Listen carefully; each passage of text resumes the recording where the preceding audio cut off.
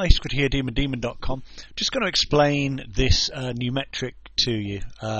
This is for crash and burn sites. It's for analysing your competition. So the idea is you have an idea for niche, and we've gone through that in previous posts, and now we're looking to see what the competition is for a particular keyword or phrase. So you type in the keyword or phrase, you get the Google results, and you need to have a very quick and simple way of measuring whether at least 2 or 3 of the results on page 1 are achievable or not, whether you can your site can replace them on page 1. They're weak. Now I say 2 or 3 because just one low-lying poor result could just be an anomaly, and Google sometimes leaves an anomaly there for a long period of time, and they're very hard to shift. If there are 2 or 3 weak sites, preferably out of 7, because that's how many Google tends to return these days, that's fine. 3 is better than 2. If there's more than 3 weak sites, you really are onto a winner. Just crack on. So 1 is probably no. 0 and 1 are definitely no. 2 is probably yes, particularly if you've got a bit of experience doing this, and 3 weak sites is definitely go for it. Now, what do I mean by weak sites? So we're going to use a scoring system, and I'm going to explain it here, and it's in the post which is attached to this, but I'm going to go through it very quickly here. Now, at the moment I'm using 3 sites, but you can change which sites you use because they may alter over time, but the scoring methodology won't really change that much. First one I use is whois.net, which is an ICANN and Whois lookup service. It's free. And all we're looking at here is the fact that the site was, when was the site registered? How old is the site? In this case, that means the site is 4 years and 4 months old, 52 months. So I'm going to give the site, give my competition 1 point per month, up to a maximum of 60 points. So the most it can earn is 60. So if it's over 5 years, it just carries on at 60, it doesn't stop. Still, it can only earn 60 points. So 5-year-old site, 60-month-old site, earns 60 points. That's the most. This doesn't quite do that, but it's well on the way to doing that. So it's getting on for 5 years. Will be in a few months' time. So there we give the site 52 points, 4 years and 4 months, because this is now December 2014 when I do this. So that's the number of months since then. Next, I'm using majestic.com, and I'm sticking the site, and it's this old favourite, our spam favourite, mopeddealer.co.uk, and we're looking for trust. Okay. Now here's the thing. We give the trust score in its exactly as it comes, from 0 to 100. Anything over about 30 is very hard, and anything over 60 or 70 is almost unheard of. It's normally an authority site, a well-known site. It's Wikipedia, it's WordPress.com, it's something like that. It's Microsoft Help, it's Yahoo Answers. It's something massive which you're going to struggle with. So although the range is 0 to 100, typically the range you're going to see in commercial fields is probably about 10 to about 50 or 60. You're very, very rarely going to come across anything over 60, unless it's an authority site, and if there's too many of those on page 1, you probably want to avoid it. But however, there's a caveat. You give it 1 point per point in trust. However, if citation is more than 3 times trust, which it is in this case, you don't give anything. It marks as 0. Why? Because there should be a balance between trust and citation. Citation is just a weight of links. How many links has this site got? And in 17 is quite a few. Obviously it can go to 100, but 17 is quite a few. Trust is 1. It's a tiny little bit of trust, quite a few links. There's an imbalance there. This site has probably been spammed, and we all know it has. It's our favourite spamming target. It gets spammed by people, by me, by other people. It just gets spammed. That's the way the site runs. So if this figure, trust, is less than a third of this figure, it doesn't count for anything. So if this was 1, 2 or 3, fine, we'd count trust as 1. Anything above 3 we wouldn't. Another example, if trust was 20 and citation was below 60, then we count the trust as 20, that's fine. If citation went above 60, that would send up the danger signs. In fact, the links that it's got are probably bad links, or links that are likely to get it a slap at some point, and you may count that as 0.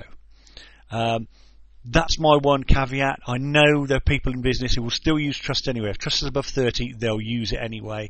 Because I like a rough and ready, if citation is more than 3 times trust, trust is automatically 0'd.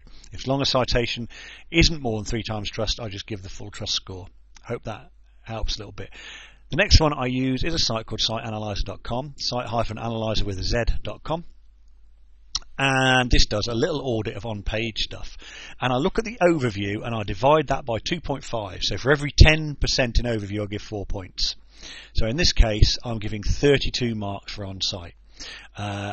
There is a maximum of 40, obviously. If a site gets 100, it will get 40. Now you're probably thinking, well, that's quite a lot less. You know, you can get more, you can get up to 60 here, you can get up to 100 there, and only up to 40 here. Why can you only score 40 with on-site factors? And by the way, it is just this overview we're looking at, just the left-hand one. Forget all the rest. It's just this. And the reason for that is it's multifold, but the main reason for it is that site issues can be so easily fixed by the webmaster you're up against. They can add content, they can add alt tags, they can change their metadata, they can add caching to their browsers or whatever to it very, very quickly in a matter of minutes in most cases. Because remember, it's a URL actually you're looking at, not a site. It's a URL that ranks. It's just a page. So if they've got a page which is their normal ranking page and they see you overtake it and it's a commercial niche, they go, how's this guy doing it? Oh right, well he's got better on site than me, I'll fix that, and it'll take them a morning at the most to fix it. It's very dangerous to base too much on site, and if it's a commercial niche, most will fix it. The other thing with this is, and this is having a little bit of a pop at those that think content and on-site stuff means loads, there are so many exceptions ranking high in Google with really, if you put them through the site analyzer, you put some commercial terms. Ones I've tried was golf club sale. I did that recently. Three of the top 4 sites had scores of under 75 here, and with this sort of orangey colour, they're not green. I did loans. I've done online gaming, buy new iPad. Done lots of spammy niches, and loads of the sites ranking on page 1 have pretty low scores. And I've not only used Site Analyzer, I've used Coffee Cup's Site Analyzer as well. I've also used SEO Office's Site Analyzer, and they rank low on all of them. And yet there they are sitting high on page 1 for extremely commercial terms that are capable of creating a 5-figure sum per month. So this is the flakiest of the lot. Google lets a lot of exceptions here through. Yes, I would make sure your accessibility, your design, your text layout, and your flesh and rating, and your multimedia and your networking is fast enough, and all that kind of stuff. I would make sure that was all good, but there are so many exceptions. If you're relying too heavily on a site, thinking you can beat a site because it's on-site SEO seems poor according to one of these tools, you could be barking up a wrong tree, because Google lets loads of sites through which seem to break all the rules as far as on-site goes. For really good analysis, age and outbound linking trust is vital. Yes, this is still very important, and if there's 2 sites that are equal, you be the site with the better accessibility, design, text, multimedia, and networking. Make sure your site's got that, and that will be the difference between you pushing ahead and being behind. Brilliant. By all means do that, but it isn't the most heavily weighted thing. I realise this is a little bit controversial. That's just the way it is. You can test this yourself. You can change all that yourself as well. Right, at the end of this, you've got up to 60 points here for the months. You've got up to 100 here, which is 160, and you can score a maximum of 40 here. It won't take a genius to see you're then scoring out of 200. If there are 2 or more sites on page 1 with a score of 100 or less at the end of that, then that is a keyword or phrase it's worth going for.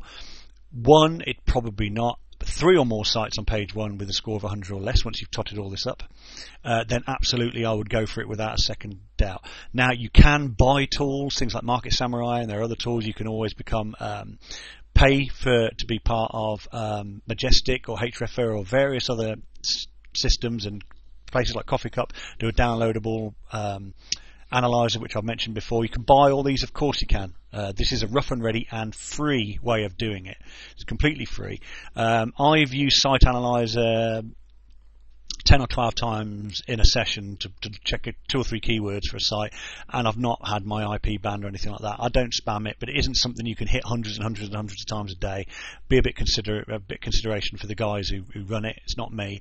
Maybe consider becoming a member. But if you want free, you want dirty, you want a way of checking whether a particular keyword or niche is worth it, then this up to 60 on age, up to 100 on trust, and up to 40 for on-site analysis. If the score comes to under 100 or less, once you've added up that out of a potential 200 or 50%, if you like, and there are several sites on page 1 that rate less than 50% or 100 out of 200, then my advice is that they're good targets for a crash and burn campaign.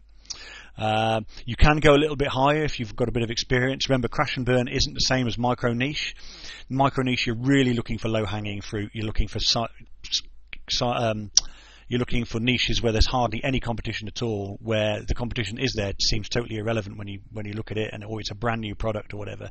This isn't. Crash and burn means you actually want to hit some reasonably hard targets, but you're going to hit them hard with the expectation, with powerful off-site SEO, that at some point, 3 months, 6 months, a year, 2 years down the line, Google or whatever may come and slap your site. That is the basis of crash and burn.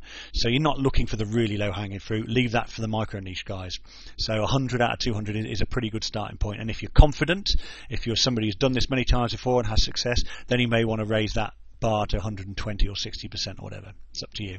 But my base level, my advice to newbies at this, who this course is aimed at, is a score of about 100. All right, ScrittyDemon, demon.com, signing off.